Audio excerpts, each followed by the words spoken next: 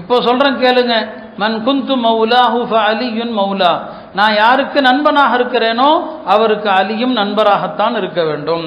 யா அல்லாஹ், அலியை நேசிப்பவரை நீயும் நேசிப்பாயாக, அலியை பகைத்துக் கொள்பவரை நீயும் பகைத்துக் கொள்வாயாக என்று நபி ஸல்லல்லாஹு அலைஹி வஸல்லம் அந்த இடத்துல துஆ செஞ்சாங்க. அருமையானவர்களே, இப்படி ஹஜ்ரத் சையதுனா அலி ரலியல்லாஹு அன்ஹு அவர்களுடைய மகத்தான பல்வேறு சிறப்புகள் இருக்கிறது.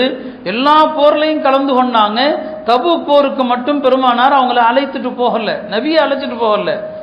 அவங்கள என்ன, ஒவ்வொரு போருக்கு செல்லும் போதும் பெருமானார் ஸல்லல்லாஹு அலைஹி வஸல்லம் பழக்கம் என்ன, மதீனால யாரையாவது தன்னுடைய பகரமா வச்சுட்டு போவாங்க. தபூக்குக்கு செல்ற நேரத்தில் ஹஜ்ரத் அலி ரலியல்லாஹு அன்ஹு அவர்களை வச்சுட்டு போறாங்க.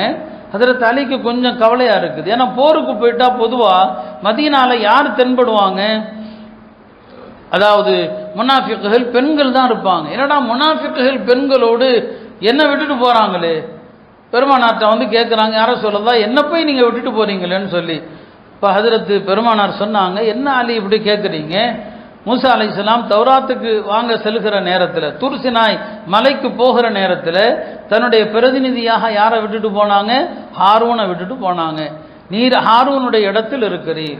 அமா தருல்லா மின்னி அந்த தக்கூன பிமன்சிலத்தி ஹாரூன் அமி மூசா, மூசாவுக்கு ஹாரூன் எப்படியோ அப்படி எனக்கு நீ என்று நபி ஸல்லல்லாஹு அலைஹி வஸல்லம் சொன்னார். அருமையானவர்களே, பெருமானார் ஸல்லல்லாஹு அலைஹி வஸல்லம் அவர்கள் தன்னுடைய அன்பு மகளார், தன்னுடைய சதை துண்டு என்று சொன்ன அந்த ஃபாத்திமா ரலியல்லாஹு அன்ஹா அவர்களை யாரெல்லாம் மணக்க ஆசைப்படுறாங்க, எத்தனையோ பேர் பெண் கேட்டு வர்றாங்க, அவங்கள மனம் முடிக்கலாம் என்று ஆசைப்படுறாங்க.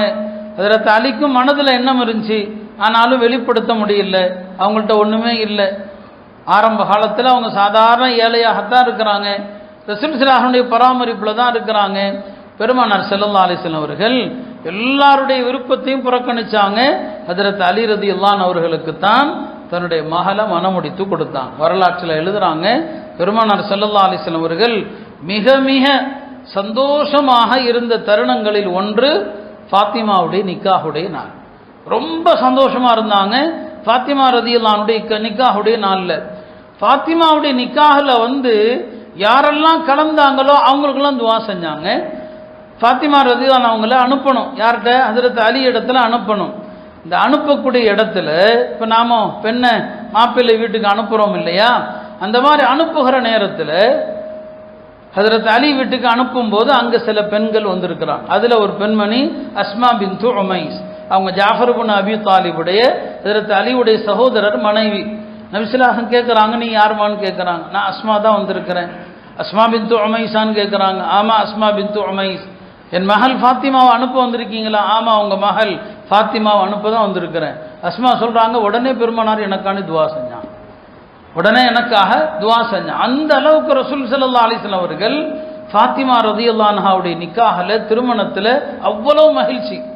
பெருமானாருடைய மகிழ்ச்சியை பார்த்த எல்லா சஹாபாக்களும், நபி இவ்வளவு மகிழ்ச்சியாக இருக்கிறாங்களே, அதனால அலி பாவம் அவர்கிட்ட ஒன்றும் இல்லை, அவர் ஏழை, இந்த விருந்தில், இந்த நிக்காஹில் வலிமா விருந்தை நாம பொறுப்பெடுத்துக்குவோம்.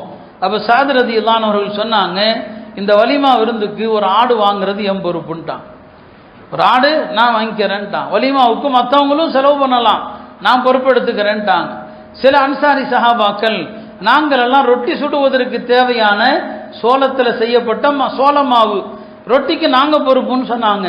அப்போ சில அன்சாரிகள் ரொட்டிக்கு பொறுப்பெடுக்க, சாத் ரலியல்லாஹு அன்ஹு அவர்கள் ஆடு வாங்க பொறுப்பெடுக்க, ரொட்டி ஆடு இறைச்சி வலிமாவும் என்னங்க சிறப்பாக பரிமாறப்படுது. அன்னை ஃபாத்திமா ரலியல்லாஹு அன்ஹா அவர்களை அனுப்புகிற நேரம் வருது. நபி ஸல்லல்லாஹு அலைஹி வஸல்லம் அவர்கள் ஃபாத்திமாவுக்கு கொடுத்த சீதனா என்ன தெரியுமா? ஒரு கம்பளி, ஒரு தோல் பாத்திரம், புல் நிரப்பப்பட்ட தலகாணி, இதான் அவங்க கொடுத்த சீதனம். ஒரு கம்பளி போர்வை கொடுத்தாங்க, ஒரு தோல் பாத்திரம், புல் நிரப்பப்பட்ட தலையணையை கொடுத்தாங்க. இரவுல ஹஜ்ரத் அலிட்ட சொன்னாங்க, என் மகளிடம் செல்வதற்கு முன்னால என்னிடம் வந்து விட்டு போன்னு சொன்னாங்க. ஹஜ்ரத் அலியும் பெருமானார் ஸல்லல்லாஹு அலைஹி வஸல்லம் அவங்கள்ட்ட வந்தாங்க. நபி ஸல்லல்லாஹு அலைஹி வஸல்லம் அவங்க ஒது செய்து அந்த ஒதுவுடைய தண்ணீரை ஹஜ்ரத் அலி ரலியல்லாஹு அன்ஹு அவர்கள் மீது ஊற்றி, அல்லாஹும்ம பாரிக் லஹுமா வ பாரிக் அலைஹிமா வஜ்மா பைனஹுமா ஃபில் கைர் என்று துவா செய்து, இப்போ நீ போன்னு சொன்னாங்க. மறுநாள் காலையில் ஃபாத்திமா ரலியல்லாஹு அன்ஹாட்ட கேட்டாங்க, என்னம்மா உன் கணவர் எப்படின்னு சொல்லி. ஃபாத்திமா விளையாட்டா சொன்னாங்க, அவருக்கு என்ன கொஞ்சம் தொந்தி இருக்குது, கொஞ்சம் தொந்தி இருக்குது. நல்ல கண்ணு பெருசாக இருக்குதுன்னு சொன்னாங்க. பெருமானார் சொன்னாங்க, அவர் யார் தெரியுமா? ல அக்தமுஹும் இஸ்லாமன், நான் உனக்கு நிக்கா செய்து கொடுத்த மாப்பிள்ளை ஆரம்பத்தில் இஸ்லாத்தை ஏற்றவர். வ அக்ஸருஹும் இல்மன், என் தோழர்களில் அதிக இல்முடையவர். வ அஅலமுஹும் ஹில்மன், என் தோழர்களில் ரொம்ப சகிப்புத்தன்மை உடையவர். இல்லையா? மகளே குறை சொன்னா கூட நாம கணவனை பற்றி, அவரை என்னங்க மருமகனை பற்றி நல்லா தான் சொல்லணும். அப்படிதான் என்னங்க தம்பதிகளை இணைக்கணும். பெருமானார் சொன்னாங்க, அவர் யாரு தெரியுமா? ஆரம்பத்தில் இஸ்லாத்துக்கு வந்தவர், என் தோழர்களில் அதிக இல்முடையவர், அதிக சகிப்புத்தன்மை. அதற்கு அலி மாதிரி யாருக்குங்க சகிப்புத்தன்மை வரும்? அவங்க ஆட்சிக்கு வந்த நேரத்தில் அவங்கள எதிர்த்தது யாரு? கூட இருந்த எல்லா சஹாபா பல பேர் எதிர்க்கிறாங்க. அலியே சொல்லுவாங்க, எனக்கு வந்த சோதனை யாருக்கும் வரக்கூடாது.